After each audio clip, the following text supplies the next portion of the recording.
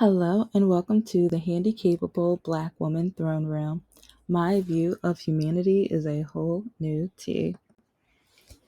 This episode is going to be on the Handicapable Black Woman and Handicapable Black Nerd channel in two different aspects because I saw and read up a little bit on this new Netflix show movie thing called UGLIES. And I find it really interesting, but especially within our society, it and the dating expectations, expectations, because women, we're used to that. We've been going through that for years. But now even men are being semi-forced or red pilled or whatever masculine technology, AI journey they are going through, whatever resources slash research they are searching for. Because when it comes to when you're little, be yourself. What do you want to be when you grow up? How do you be happy with how you look? You're beautiful no matter what. But then reality hits. Dating apps show you the reality.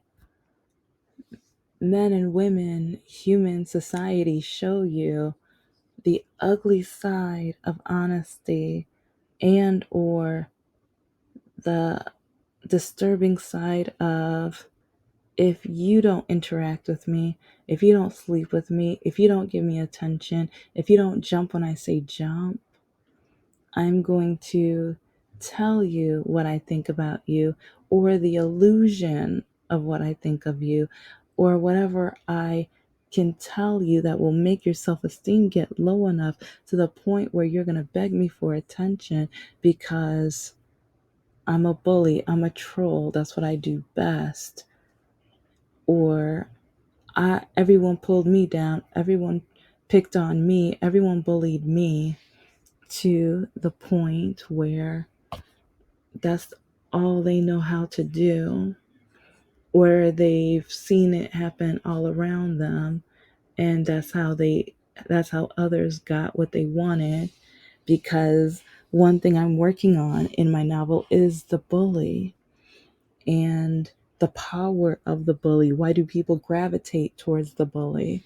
And I can't believe I'm about to say, or I'm going to be even talking about YouTuber villains that are able to get millions of people, even some who appear to be the good guy, but then they're actually the bad guy. Because and this is all okay, in my opinion, I'm gonna say some names, but this isn't my opinion. But Mr. Beast, he is an interesting villain.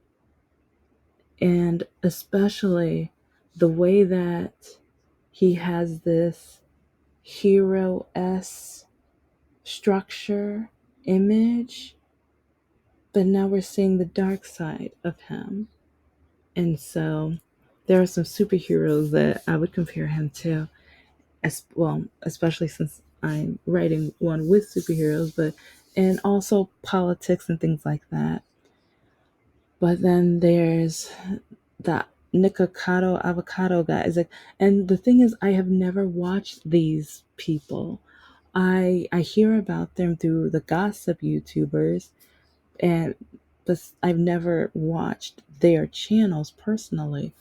And so hearing what people are saying about them, what people now think about them, because people used to hold them up on either just on high ranking.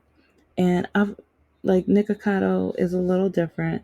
Some people were so impressed with how he was able to get attention, but also some people were watching out of fear because of the health dangers he was putting himself in.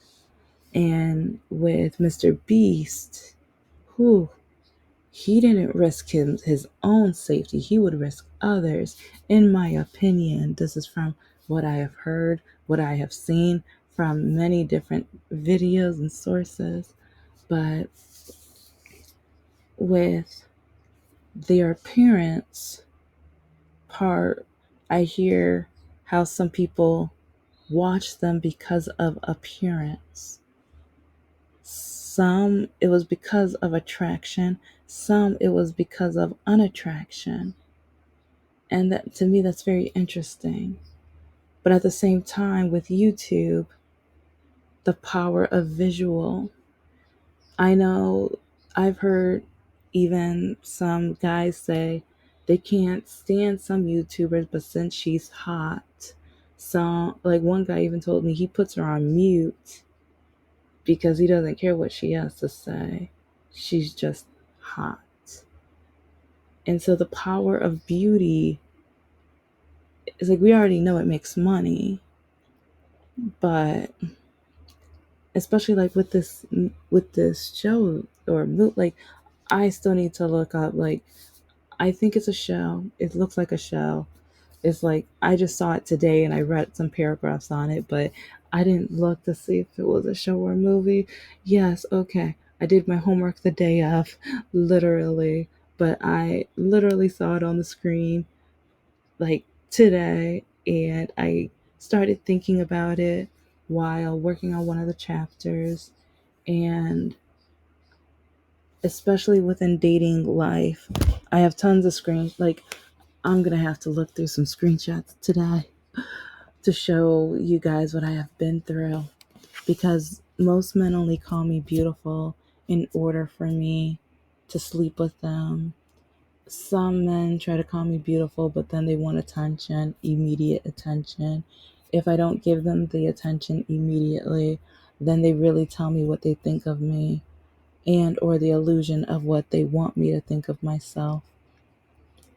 Then you have men who is like they, especially since I have my dating standards and especially since they don't measure up to my dating standards, they will tell me I'm not cute enough, beautiful enough, I'm only black. I wasted my time in college and I should have focused more on my beauty and my cooking, and just the list goes on and on. But then sometimes it's really funny because the men who are going this route, saying this stuff, it's just like, are you serious? You're serious. It's some like, cause yeah, I have eyes, and I'm not gonna lie, I don't think everybody's beautiful appearance wise. No, it's like I am attracted to certain types, and there are some guys who, okay, physically they're attractive, but they're Republican, they're MAGA or Trump supporter, whatever they want to call themselves, whatever. No. Oh, and do you know how many in those realms? Like, I literally put in my profiles, even my Facebook dating, my Meet Me date, like all of them. I say I do not date Republican or Trump supporters.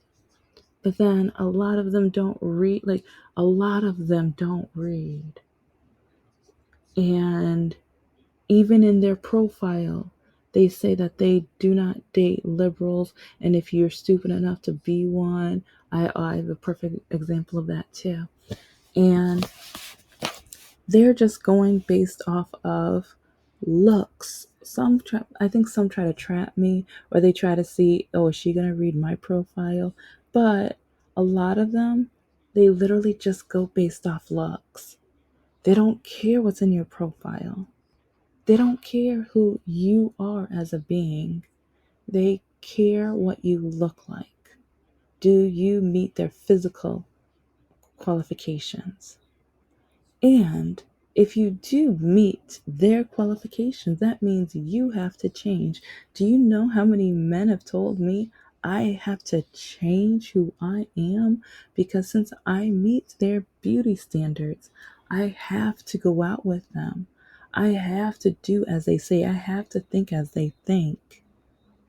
And maybe it's just because I'm a little older.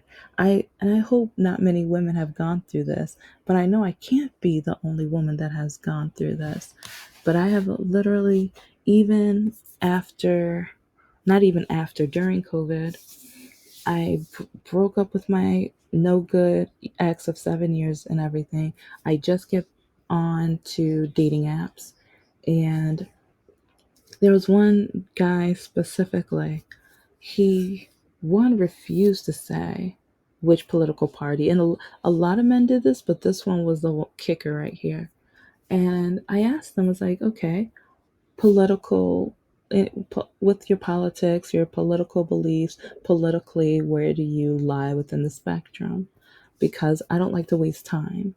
And a lot of men didn't put it in their dating standards, which, oh, I love Hinge. Thank you, Hinge, for putting that in the bio part, because it allows me to swipe left so quickly. No questions asked. I'm just able to swipe left. But this guy was like, no, you're going to go out with me 3 times. And once you kiss me, you're not going to care. I was like, excuse me? Excuse me. You're not going to care once I kiss you. It's like you're going to have so much fun with me. You're going to enjoy my company. You're going to like me so much. Um yeah, I asked a question. And this is one reason why now when men ask me questions, I hold off on information, because I've caught on that a lot of men ask questions out of power because they want to see what they're able to do, what they're able to get out of you in order to use against you. Because some of the times when I say, yeah, I don't have any kids, but it's like I have all of my education. So career wise, it's like I'm not scared, like getting into like the work society if I have to change positions. I have enough education where I shouldn't have to worry. And yeah, that's a series all on its own. But when it comes to beauty, wow. And I'm a plus size girl. I'm a thick girl. One day I'll tell my size. I think I probably already have told my size, but yeah, it's like I'm a thickum. I'm a thickum. I'm a curvy girl. And but the thing is, I'm not that big. It's like I'm kind of like an in between. I think I'm probably like around the average size or whatever in America, which yeah, in other countries that's still fat. But anyway. So I've met some guys who, oh my gosh, your face is so beautiful. Your face is so skinny, like amazing, but you're not skinny enough. Or, oh, it's like, I'm just going to have to take you on walks, or treating me like it sounds like a dog. Like, I'm not your pet.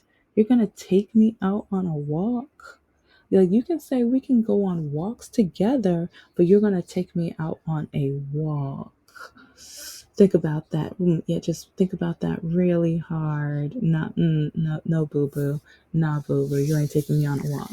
And so, because the thing is, I love doing things like, I mean, with my disability now, I'm refiguring things out, and I'm saving for a chair to play tennis and basketball, because yeah, I do love being out there. But if you've listened to my videos, if you've listened to my stories, you already know about my disability and how doctors were no good. Like, because even the beauty standards within the disability community, I can do a whole series on that, because I am amazing and beautiful to some guys' eyes, but once I mention that I have a disability, I don't hear from them again.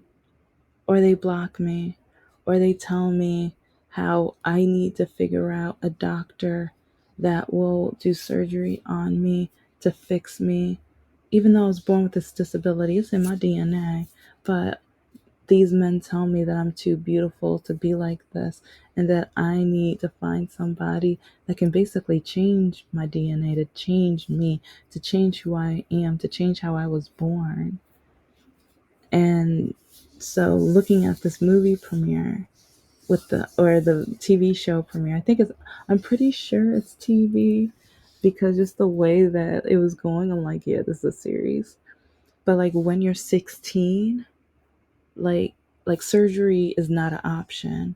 Everyone goes through surgeries, but it's, I think, like you go through these beauty classes and things like that, and then when you're 16 you can start going through surgeries, start becoming beautiful. And not having surgery is unheard of. That's like the anti country type of thing or society type of thing. And so I think it'll be kind of interesting, especially within the dating apps arena, like with how men have treated me with and without my disability. I still remember it was 2021 Christmas time. I swiped right on Hinge with a guy, and it was a match. We started talking, and we talked every day for 2 or 3 weeks. And this is not too far from Christmas. And I remember, like, he was just like, oh my gosh, once this COVID stuff calms down, I want to take you out. You are amazing. It's like, I cannot wait. Like, you are such a great match, blah, blah, blah, this other stuff. Oh, but I remember there was one evening where he was at his mom's house and they were about to make Christmas cookies. And I thought it was so cute. And he put me on speaker and he introduced me to his mom. And he was like, yes, like I'm going to be taking her out to dinner once COVID comes out, like gets over and everything. It's like, you have, like, I can't wait to meet her. And it's like, I'm pretty sure you're going to meet her too, mom. It's like, you have to see how amazing she is. And he, it's like, I kind of heard a pause and everything like that, but it's like, I kind of heard like, oh, uh-huh, okay. But anyway, so a couple days later, because I guess he just told her while they were making cookies that I was born with a walking disability and everything. And he let me know that his mother told him that she would never want to see him have to service his love or wife, and it'll be a hardship on him. And also, if I was born with my DNA, that means his children might have it. And she would never want to see her grandchildren have to suffer like me and end up like me. And so, and she found out I was black too. And so she was saying how it's like, it would be really hard on on her grandkids to live a life with being black and white and stuff like that. So I mean, I'm not gonna say the whole thing because I'll probably tell that story closer to Christmas and everything, because yeah, I already have one for Sweetest Day, and I have one for Christmas. Yay!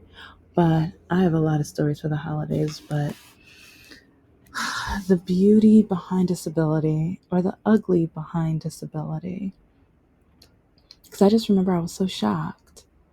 It was like a total 180. And part of me just wants to know, like, what all did she tell you while making cookies? And the way, like, we were talking about even planning a trip together and just all types of stuff. There was a couple times where he was on speaker, and my dad was passing by, because like this was like, I think I had one of my leg braces on, so I was sitting right on the sofa or whatever. And it's like he would yell out, "Hi, Mister!" And it's like, and my dad would yell. It's like, "Oh, is that him again?" Because my dad was used to hearing his voice on the cell phone. And so all of a sudden, it's like my dad started saying, like, "I haven't heard you speak to him." And I told my dad, and yeah, that's when, I don't know, it's just parents remember, like your kids remember what you tell them. Some parents think, oh, they'll forget. No, we don't forget. Because I remember my dad saying, see, once you go to the hospital and get fixed, you'll be able to find somebody. Just go, like, do some research and get fixed. And so it's like I keep hearing this from men, and it's just like, what about if you have a disability? Once you get older, you're not going to be running around and jumping, like, maybe you will be. Maybe you're going to be in an amazing shape to be able to. But when I talk about beauty, it's going to be as a woman, as a person of color, because even natural hair, especially certain white men, Republican or incarcerated, or the men who don't meet my standards, they can't wait to tell me that about my sew-in or a wig or whatever I'm doing. Because to me, like, hair is like an accessory. But I don't want to damage my own hair. So if I want to be a redhead one day, a blonde another, dark or light brown, I can do what I want. I love the freedom of it. And I'm growing out my natural hair with my afro, but I don't want to damage the beautiful curls of my afro. But oh my gosh, it's like I remember, like, in parts of me, I used to hate my hair because of black men. Oh my gosh, that's your hair? That's your hair? With how light skinned you are? Oh, I thought you would have had that mixed girl hair. Oh, you would have been a lot prettier than that. Oh, you need to change your hair. Oh, it's like, I hope your mom put some relaxer on it. Oh, I hope you put some relaxer on it.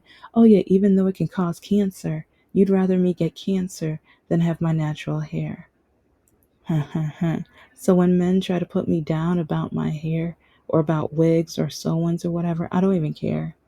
I'm at the point where I'm just like, can't I just be me? Can't I express myself? Why can't I express my own version of beauty? So I'm going to be watching the show. And so on the Nerd channel, I'm going to kind of have my views on the show and maybe compare it and contrast it to the beauty standards that I have faced. And on this channel, my dating nightmares, screenshots, and different situations. So yeah, it's going to be a little different on each end. The nerd channel is going to focus more on the show side, and then the like handicapable black woman's going to do more of the my life and the beauty standards. So I hope that makes sense. If it doesn't, you'll catch on as I do it. But it's like, if you want to watch it with me, it's like, I guess I'm gonna maybe I might try to first look up how many episodes and everything in the series, and then announce which episodes I'm gonna watch each week, because I'm probably gonna watch each episode a couple times in case I miss anything, so then I can take notes and stuff. Yes, I'm a nerd. Remember, I'm an adjunct professor. So yeah, I'm just a nerd. So anyway, if you want to watch it with me, you're more than welcome. But just know, this is the Handicapable Black Woman Throne Room. I am a woman, I am of color, and I am handicapable. But most importantly, I am human. I may not be perfect, I may not be beautiful. Sometimes I may appear ugly. Sometimes I may appear of someone's perfection of eye. But I'm human either way, and so are you. And even if someone tries to put you down or say that you're too fat or too skinny, too old, too ugly, too whatever, be you. It's like, oh, I don't know. Just even seeing the previews of this movie and the concept, I'm just, then we have the BBL. Like, see, I have so much to cover on this topic. Because the BBLs and like even the eye, like the color of eyes and everything like that, I can go on, but I can't because this episode is done. Talk to you guys later. Bye.